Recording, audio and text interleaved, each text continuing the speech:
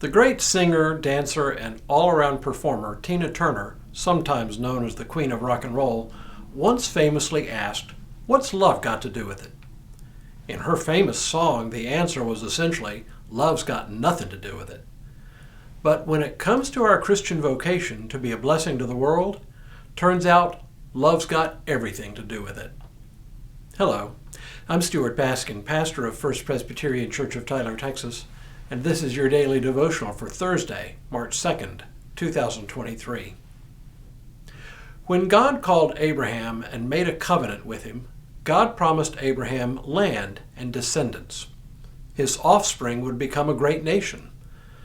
But there's a part of the covenant that looks beyond Abraham and his offspring, and indeed seems to be the very purpose of God's covenant with Abraham in the first place.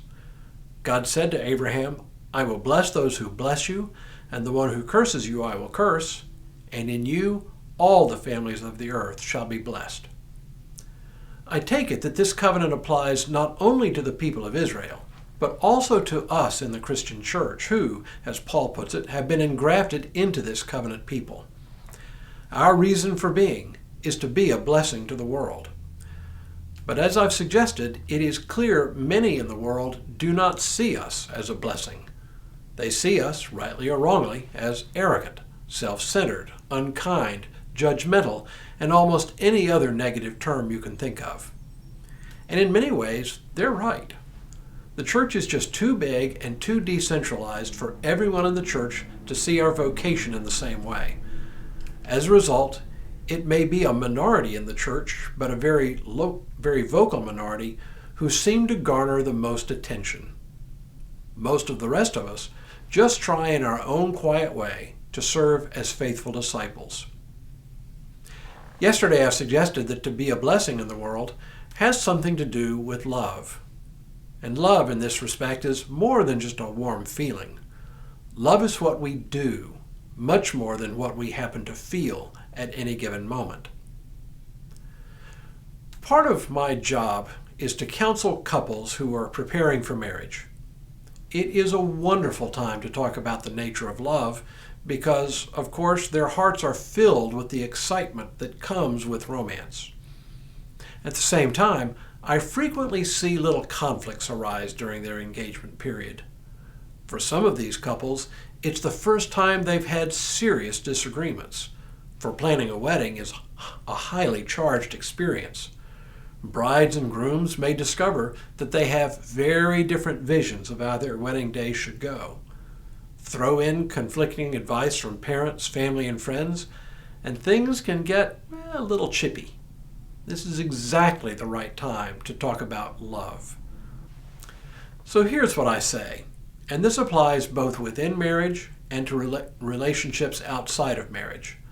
Love, the kind of love that it takes to sustain a marriage over the long haul, isn't about the warm feelings that come with romance. That is one kind of love, to be sure, but this is the kind of love that depends on how we feel from day to day. And as human beings, we are simply incapable of sustaining these kinds of emotions all the time and over a long period of years. Relying on romantic feelings will only get a couple so far. To sustain a marriage, something else is needed, something that can apply to all relationships, and that is, love is a commitment of the mind and of the will to act at all times for the good and well-being of the other, to act for the good and well-being of another. Okay, admittedly, that's pretty vague and high-minded and leaves a lot of room for interpretation.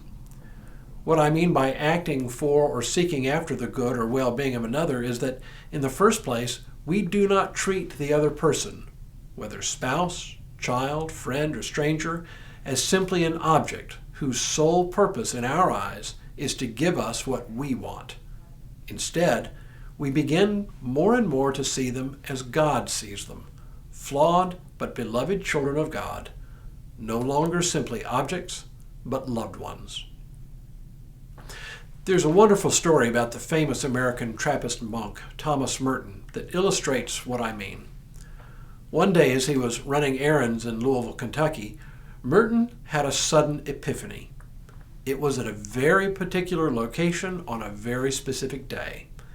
Merton says, in Louisville, at the corner of 4th and Walnut, in the center of the shopping district, I was suddenly overwhelmed with the realization that I loved all those people, that they were mine and I theirs, that we could not be alien to one another even though we were total strangers.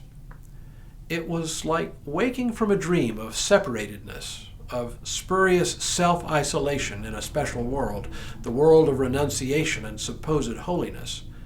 This sense of liberation from an illusory difference was such a relief and such a joy to me that I almost laughed out loud.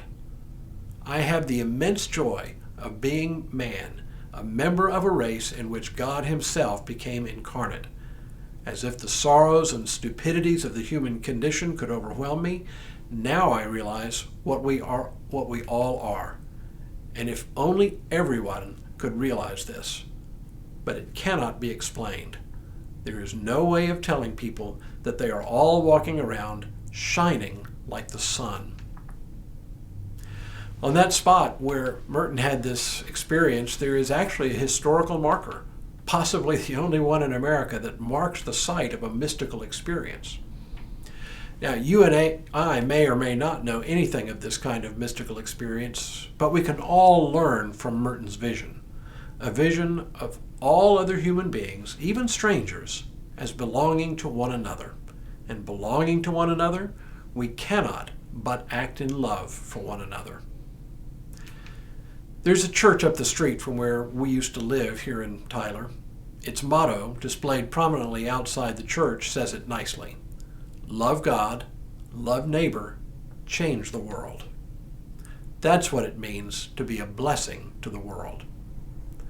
Tomorrow we'll continue our conversation about blessing, but for now, may God continue to bless you and keep you in all that you do this day and in all the days ahead.